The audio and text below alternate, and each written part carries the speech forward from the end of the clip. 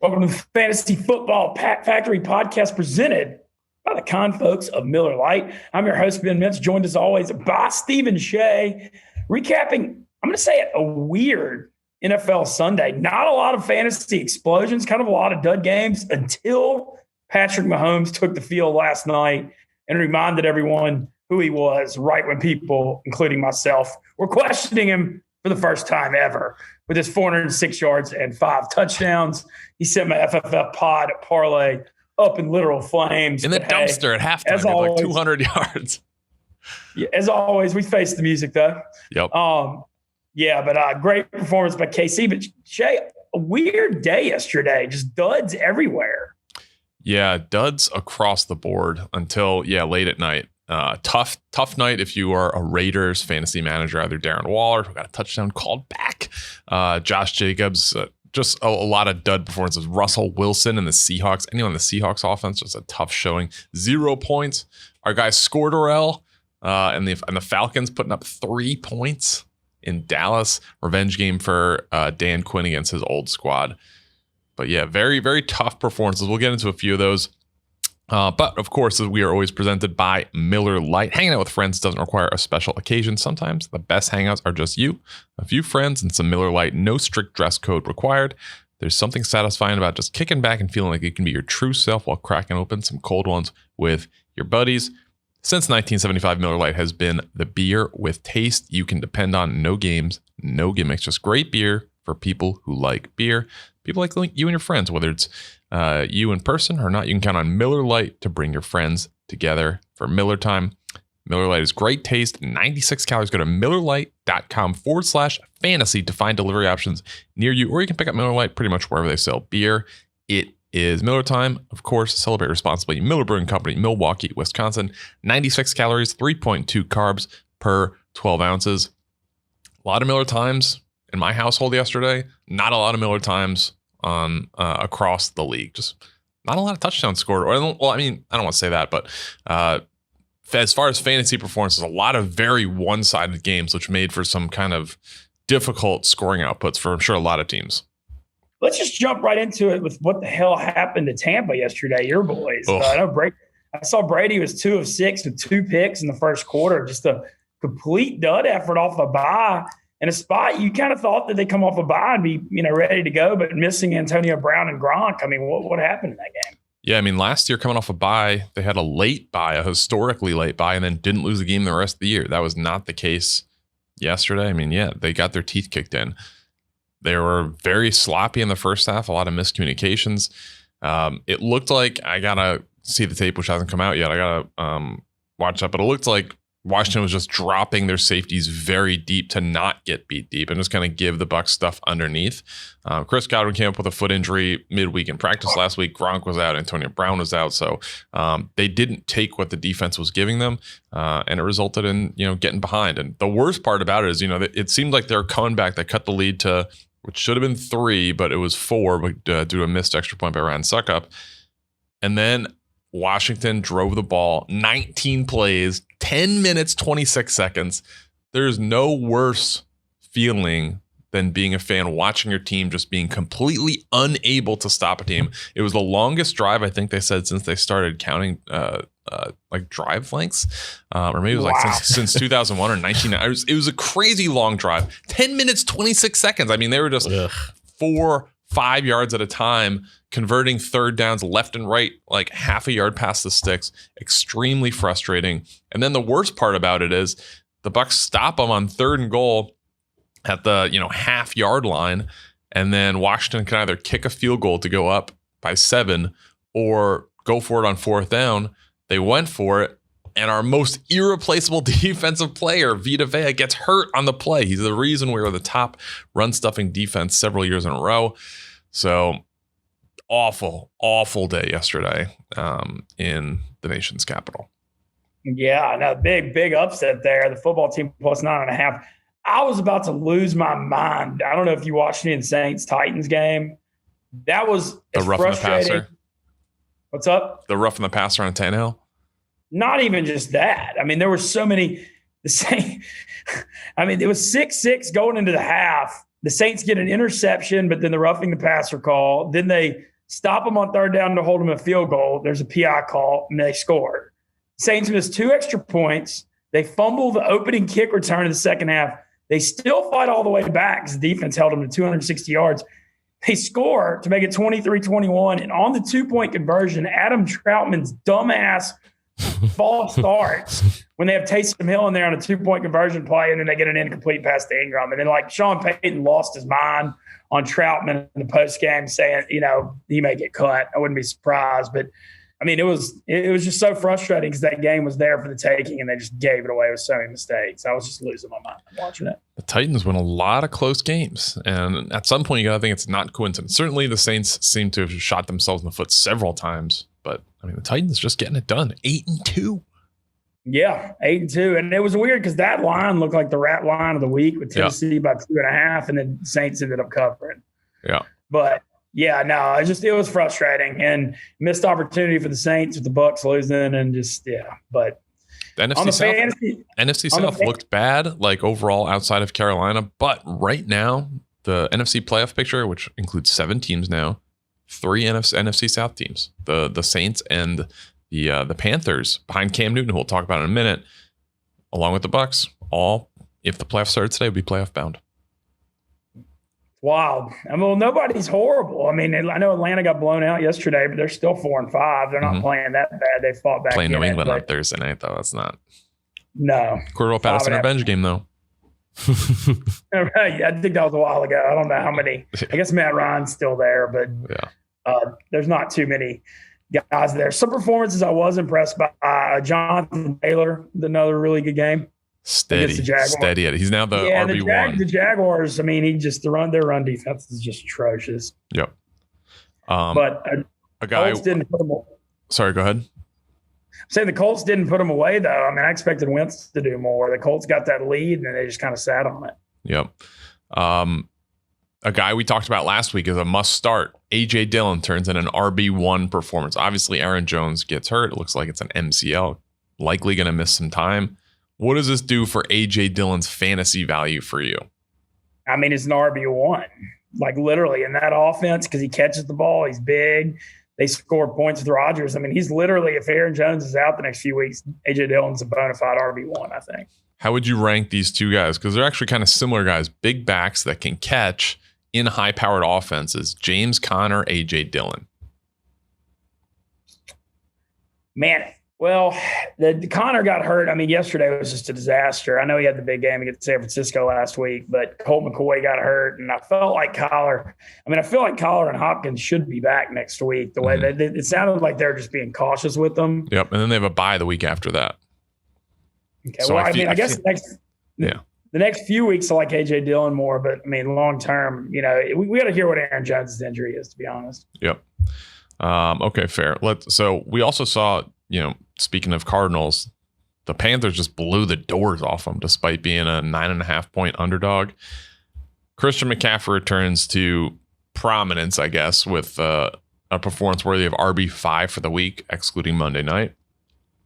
How do we feel about the Panthers moving forward? A, are they a playoff team? And B, what do we make of the guys on their team fantasy-wise? Because Christian McCaffrey is going to be Christian McCaffrey.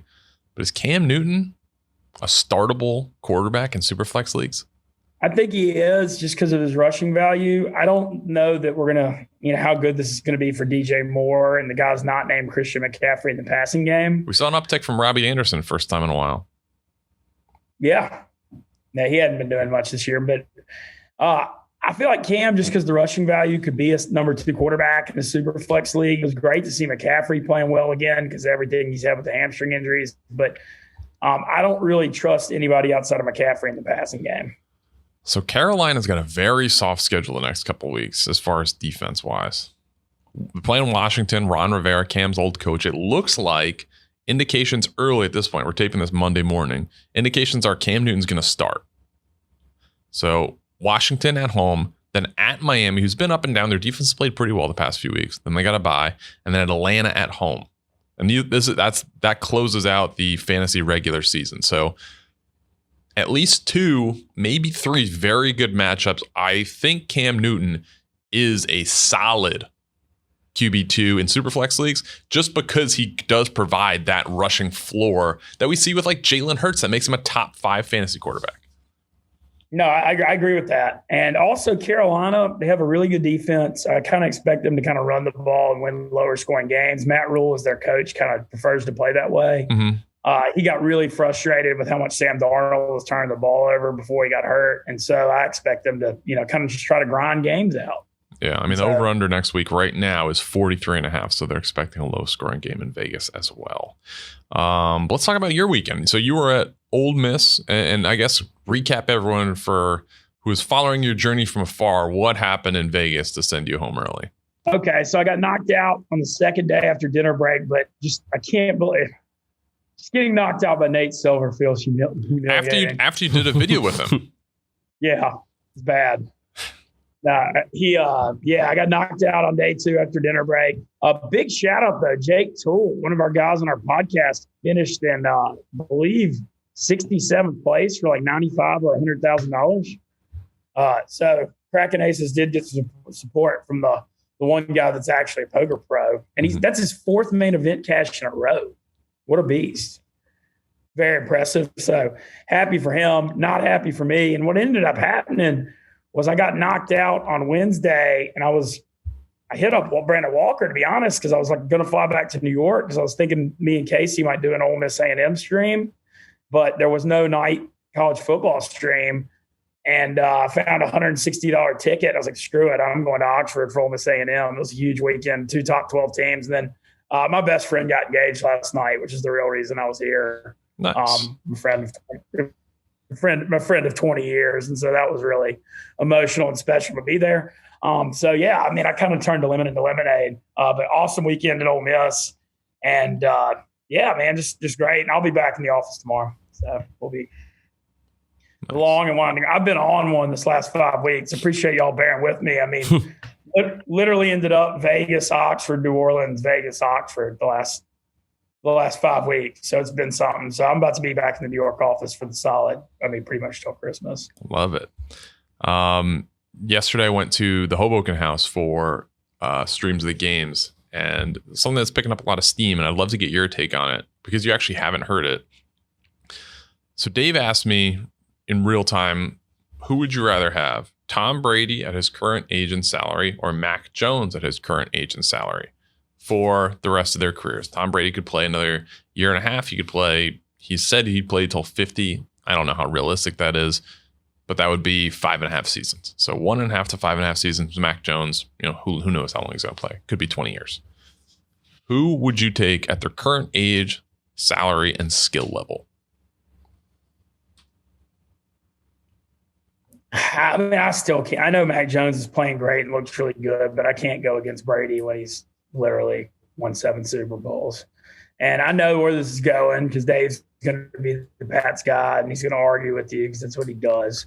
But I'm still going with Tom Brady until he hangs it up. I mean, all he does is win Super Bowls, literally. And I know Mac Jones looks great, and I love the command he has of the offense, and he's on the rookie contract, and I think he's got a great career in front of him. But I'm just done going against Tom Brady. Yeah. I think that's well put. The argument for Brady is, he turnkey. He goes into a team last year, completely new team. They win a Super Bowl. Yes, he looked bad yesterday. Yes, they didn't win yesterday. Yes, Mac Jones looked good yesterday. That's great. And I understand all that. When you look, the conversation kind of evolved into how would you rate Mac Jones against the other rookie quarterbacks? And my quote that's getting a little taken out of context was I said, Mac Jones' skill set, Mac Jones grows on trees. His skill set grows on trees. There are always very good pocket passers that come out of college. Sometimes they turn out to be great. Sometimes they don't. The way the current NFL is trending, he is what I would classify as athletically deficient. He's not a guy who's going to be able to get out of sacks. He's not a guy who's going to be able to buy time. So if you're going to be a guy like that, you have to be elite mental processor. You have to be able to look at the defense and immediately know where to go with the football because you can't buy time with your legs. So when looking at the rest of the rookie quarterbacks, so we got Trevor Lawrence, we've got Zach Wilson, we've got Trey Lance, we've got Justin Fields. Of those guys, I'm not saying I'm going to take Mac Jones necessarily ahead of anyone, despite what we've seen so far. You don't look at rookie quarterbacks and you don't draft them to tear it up year one. It's, you got to look at them in a 3-4 year vacuum to see exactly how successful they've been. I mean, I think you look at Mac Jones and you see a guy who's very similar to, I don't even want to say Baker Mayfield because Baker has a stronger arm and is more athletic than him, but like in that realm. What do you think? Well, my thing on Mac is, first of all, comparing him to those guys, he's 23 years old. I mean, he was at Alabama forever. He waited out his time. So, the thing, he's more ready for the NFL. A lot of those other guys are still projects. Yep. And when you watch Mac, though, he is really good at mental processing. The ball comes out quick. The ball goes to the right spot. He's a smart guy. And so I feel like he's way ahead of a lot of those guys just because he's so ready. He got elite coaching at Alabama, and he's older. But I still feel like he's going to be a very solid starting quarterback. I mean, I like what I'm seeing. He seems like he's got all the makeup and tangible stuff. The team responds to him. He's very smart. I mean, he feels like a Patriot quarterback, to be honest. And so I think he's going to be very successful. I don't know if he's like a league MVP type, but he's a guy that I think he's going to be a guy that you can win, consistently win football games with. I like the way that you phrase that because there's three types of people or three types of players where you can characterize them. You win because of, you win with, or you win in spite of. I think they're winning with Mac Jones. I don't think they're winning because of Mac Jones. I think the defense has been lights out. They're running the ball incredibly. I mean, Ramondre Stevenson yesterday, 100 yards, 2 touchdowns. They're playing a different style of football than most people. They're playing a very Cleveland Browns-esque style of football when you look at them running the ball, a lot of play action, that type of stuff. That being said, I just think Mac Jones, when you compare him to other rookie quarterbacks, his ceiling is lower just because he can't do the things that a Zach Wilson can do or a Trevor Lawrence can do. He can't do the read option. He can't, throw the ball down the field as far as those guys are on the move. I do think that he's playing well. If you look at how they're playing right now, Mac Jones is playing the best football of the rookie quarterbacks. What I'm saying is, let's not fit this guy for a Hall of Fame jacket after 10 weeks. Like, let's wait. Let's, take 2.5 more years. Let's see how the other guys do, and then let's kind of look back at it. Yeah, the one thing I'll give Mac Jones, though, is their skill position players don't really blow you away. And he's pulling the most out of those guys. I mean, what do they got? Jacoby Myers and Hunter Henry and, Brandon Bolden, my boy, still out there doing it. I can't believe he's still out in the NFL doing it after all these years. I mean, it's not like he's got all pro talent around him. And so you got to give him credit for pulling the best out of those guys. Sure. And I don't think he's a bad player at all. I think he's playing the best football of all the rookie quarterbacks. Here's an interesting question. Of the rookie quarterbacks that are playing right now, so let's exclude Trey Lance, is it fair to say Justin Fields has the best skill position players? Wow. I mean, I think it may be because like Lawrence losing DJ Shark. You got James Robinson. Fields does have some decent guys in theory. It's just the play calling and the offense is so dysfunctional. Right. I mean, they got running backs. They got, Cole Kmet's turning into a decent you got time. Robinson and Mooney, and you got Fields did look a lot better in that Monday night game last week against Pittsburgh, to his credit. But he just seems like more of a project. It's so much of succeeding in the NFL is about getting in the right system. And Chicago's just such a mess, man, with Matt Nagy. And then that's what Mac Jones has going for him. I mean, he's getting coached by Belichick and Josh McDaniels. Yep. They know exactly what they want out of him. Yeah, situations is a lot. But when you look at Justin Fields and just his body, he is strong. He is advanced. He's actually a lot like Chevy Silverado, the strongest, most advanced Silverado ever. Football season is in full swing. It's time to up your tailgating game. The available multi-flex tailgate with six convenient configurations will give you a step up on your tailgating game. There's the primary tailgate, which opens up with the push of a button on the key fob or from inside the truck. The inner gate that folds into a large step for easy getting in and out of the bed. Very important. There's an easy access configuration where the inner gate folds down, allowing you to reach farther into the bed. And it can also become a desk or a surface for anything tailgating meal related. The Chevy Silverado is modern and advanced with a ton of grit, a partner that gets things done. Silverado is as strong and dependable as the people who drive them. The strongest, most advanced Silverado ever, Chevy Silverado. I don't know if I told you this. One of my buddies actually has a Chevy Silverado. I checked it out recently. Way more spacious than I would have thought.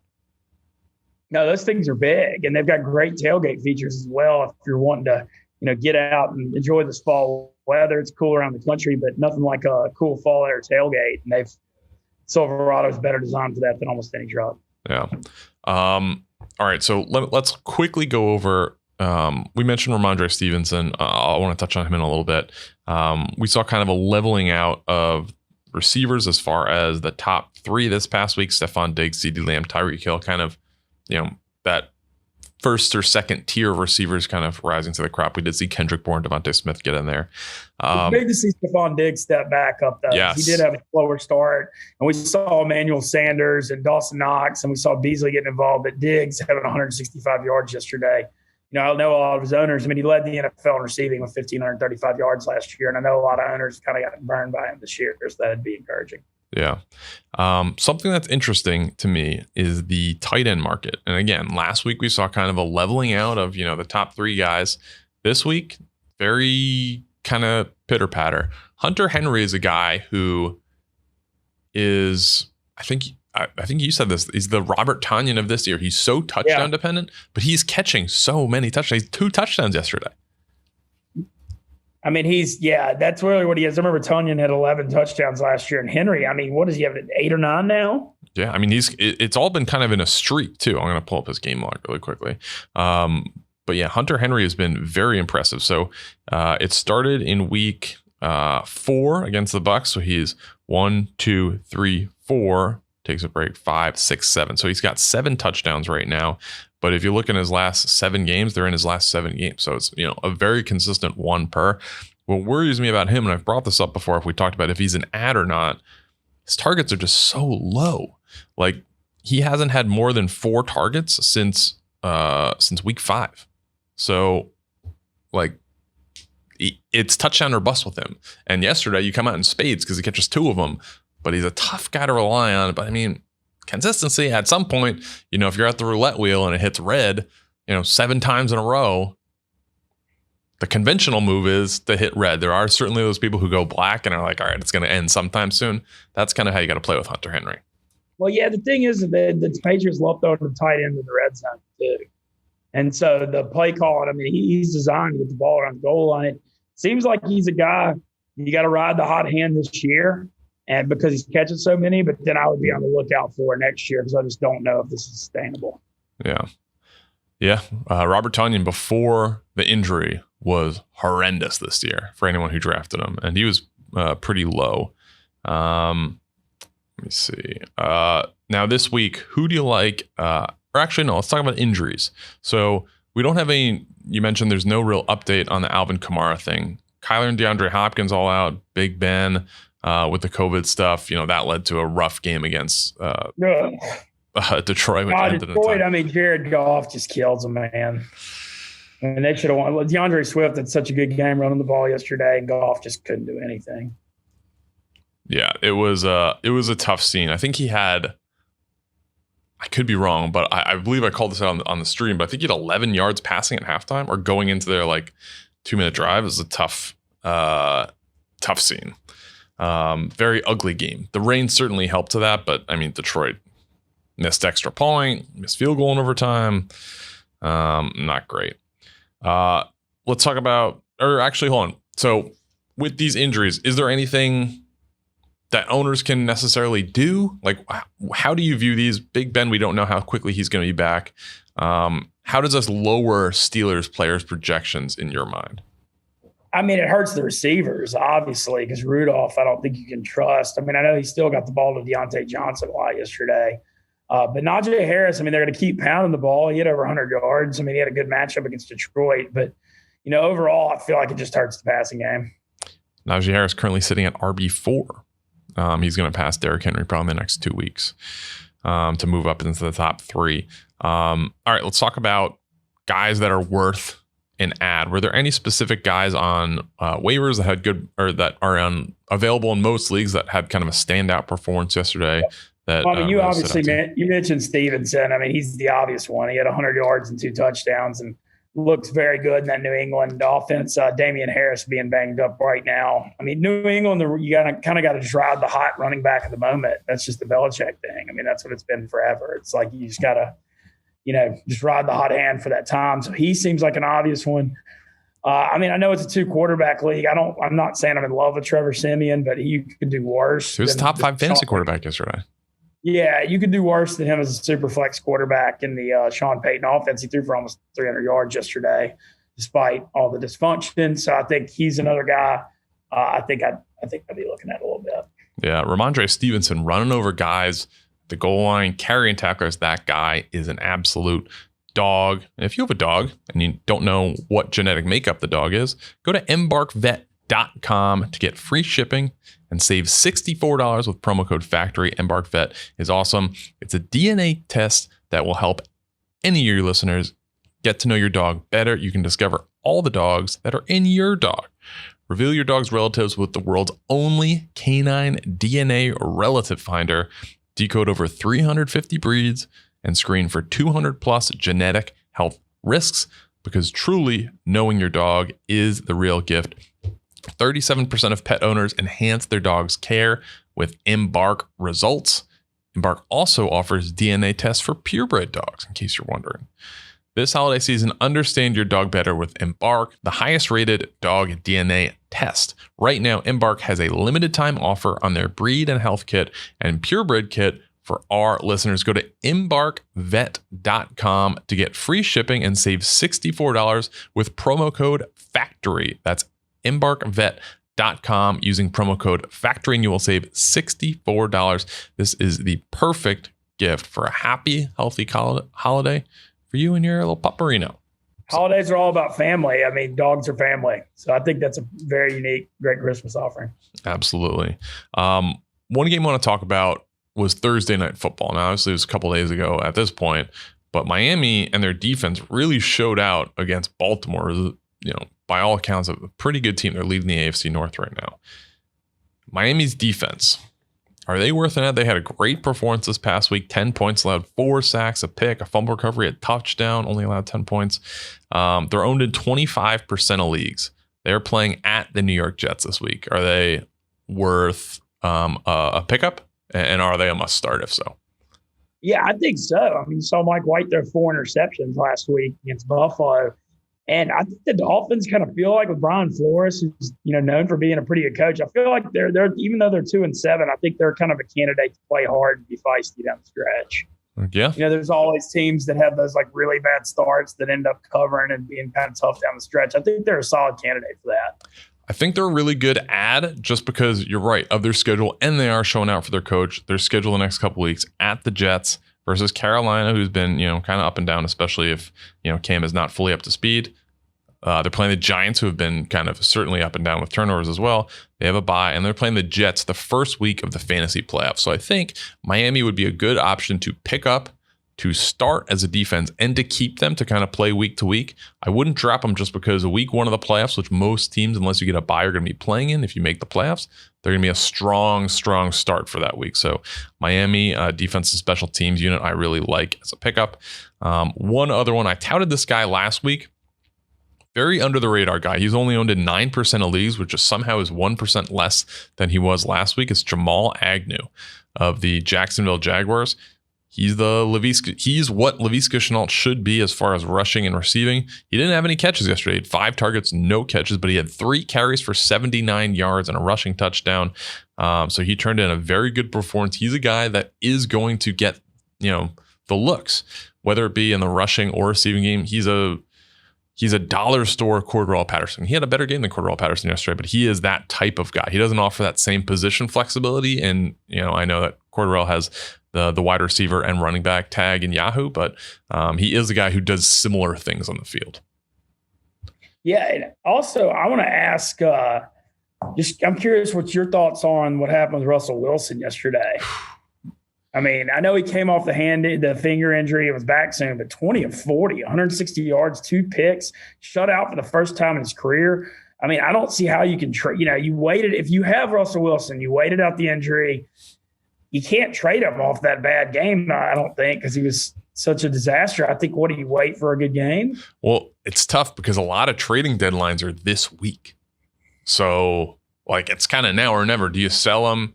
I don't want to say for pennies on the dollar, but do you sell them for, 70 cents on the dollar? I think depending on what your team looks like, and I can give a real-time example of this. In my big league, it's a Superflex league, I got Lamar Jackson. I have Russell Wilson, who I traded for when he was injured, and I just picked up Cam Newton. So I have the option to trade Russell Wilson and kind of improve a different part of my team, or I can kind of ride with them and be matchup dependent. So it's certainly an interesting conundrum because the trade deadline is this week, so you kind of have to make a move if you're going to do it. But I don't know. Cam Newton has some favorable matchups that could be interesting. Russell Wilson doesn't have a very good playoff schedule. I think week 1 of the fantasy playoffs, he's playing the Rams, who he's consistently struggled against. So I think I'm leaning towards keeping both of them and just kind of playing matchup dependent. But we'll see. Cam Newton's still very much an unknown. He threw, I think it was 4 passes yesterday. Also had 3 or 4 carries. So he's a guy they were mixing in, and just, again, due to his high rushing floor, he's a guy that's going to be a pretty safe play, kind of no matter how he plays, throwing the ball, even though I'm sure he's going to be an upgraded from Sam Darnold has been or PJ Walker. Yeah, it's wild seeing Cam back in Carolina wearing the number 1 jersey too. Yeah. In Carolina, you talk about a team that spins its wheels. I mean, you pay Bridgewater a bunch of money and then you trade for Sam Darnold and you end up back with Cam Newton, but hey, whatever works. I saw Peter King actually wrote about it this morning. So the past 2 seasons, they've paid $60 million to quarterbacks, and the results have been Teddy Bridgewater, Sam Darnold, and now bringing back Cam Newton. They still are on the hook for Sam Darnold because they picked up his 5th-year option. So for next year, I think they owe him something like $18 million or something like that. It's like they're paying their replacements to the replacement. Right. Like still. Yeah. Like, yeah. Yeah, it's going to be Darryl Strawberry territory before you know it. Or not Darryl Strawberry. Who's the guy? Who's the Mets guy? Bobby Bonilla. Bobby Bonilla. Yes. Who every year has his day when he gets like $1 million. That's got to be awesome. But honestly, if he got it all at once and invested it, wouldn't he have more money? That's always been kind of the weird thing about that. That's a thing that you're supposed to do if you get if you win the lottery. Like, you're supposed to take the lump sum because the present value of money, $1 today is worth more than $1 tomorrow. Right. But I would kind of rather the annuity where it's just like, okay, like, yeah. I can't blow all this money at once. For sure. Yeah. Because I mean, if you get like hundreds of millions of dollars one, I feel like eventually, like, you're gonna spend some of it. Yeah. So I would rather take that out of my hands. All right, Mincy, next week, how are we looking? Well, first, before we realize that, I'll tell you where you need to watch the games next week. There we go. And that's at Hooters. Visit Hooters.com/Barstool and use code Barstool for $10 plus off $50 orders. So that's a heck of a deal. Hooters is your go-to spot for killer wings and ice-cold beer. But football season means all the big games on the big screens. And it's the only place that has the world-famous Hooters girls who love football just as much as you do. And they're a lot better looking than your friends. Hooters has game day specials to keep you hydrated and filled up on your Hooters favorites all season long.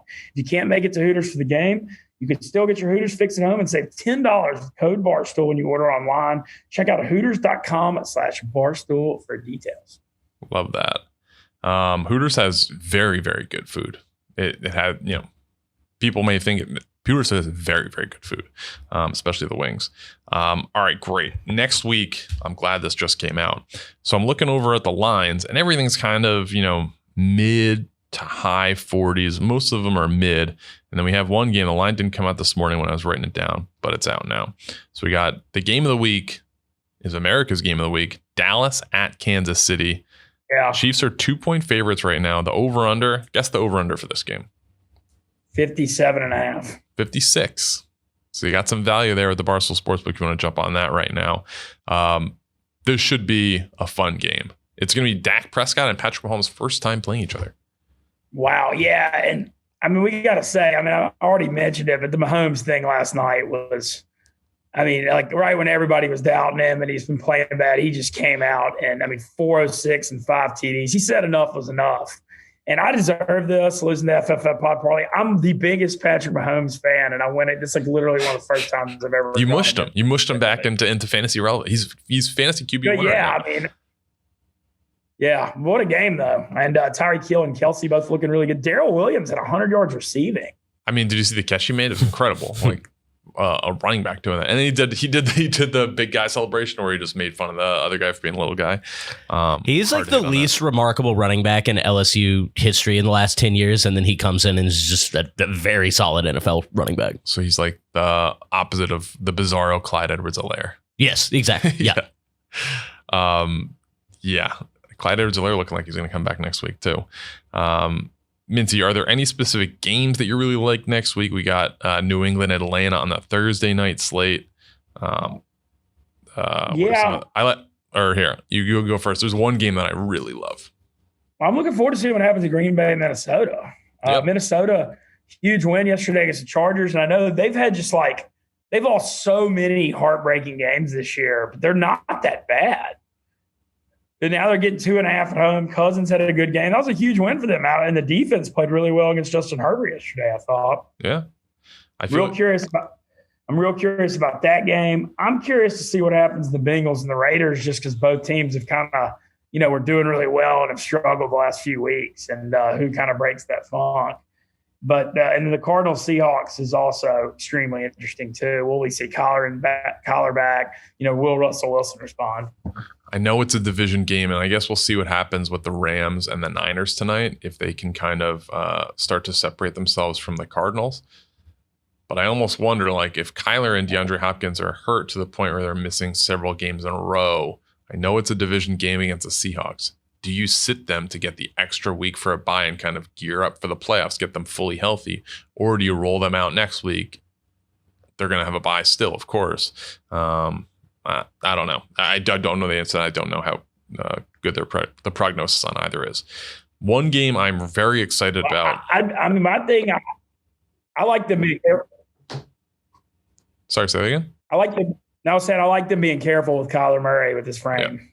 Yeah. I mean, I know you need to win this game really bad next week, but if you sit him out this week and you get the bye week, I just feel like he's your long-term guy, but he has that smaller frame and he likes to run the ball. So I think being careful is not the worst idea. He's so good about not really getting hit though. And I think a lot of that is his baseball background, because he slides. So yeah, he's tremendous at that.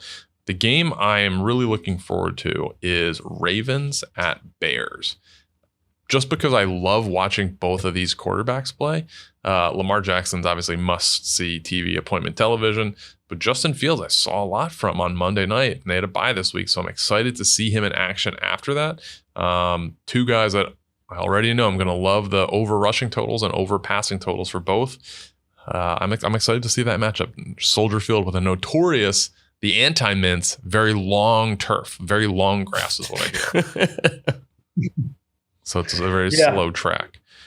Yeah.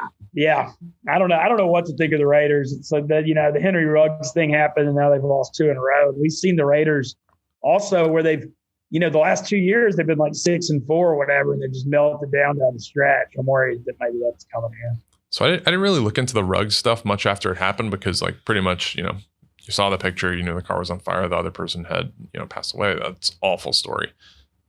He was going 156 miles an hour on a local road. That is insane.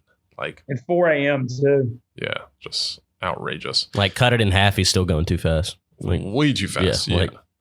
All right. So guys I like next week, I'll just quickly go through. Justin Fields, who I mentioned, going against Baltimore. Miami defense, we mentioned, going against the Jets. I think they're a very strong pickup this week and hold the rest of the year. Kadarius Toney going against the Bucs on Monday night. I think that he is a good play. Christian McCaffrey obviously is a start whenever, but he is fully back. And a guy I really like who, I think is also a no doubt start is Joe Mixon against the Raiders. I think he's going to have a very, very good day in Vegas. I like Eli Mitchell. I know the Niners hadn't played, we're taping this on Monday, so they hadn't played Monday night, but any running back that plays the Jaguars, I just like. Yeah, that's fair. Bleed the clock. I mean, their run defense is just gutted and it's horrible. So I think he could have a really good game in Jacksonville, and he's somebody I'm looking at. Okay. I think next week's slate is certainly going to be more appealing. Hopefully we see some better games. I don't think we saw some great games this past week. We still got, Rams, 49ers on deck tonight. We're taping this before this comes out. It should be very interesting. Really good Monday night game. Yeah. All right. This has been fun. Mincy, best of luck this week getting back. We'll see you back in studio for next week and moving forward. And I'm looking forward to chasing the home stretch to the fantasy playoffs with you. Yeah, let's do it. Thank y'all for listening to today's episode of the Fantasy Football Factory podcast presented by Miller Lite. Thanks, guys.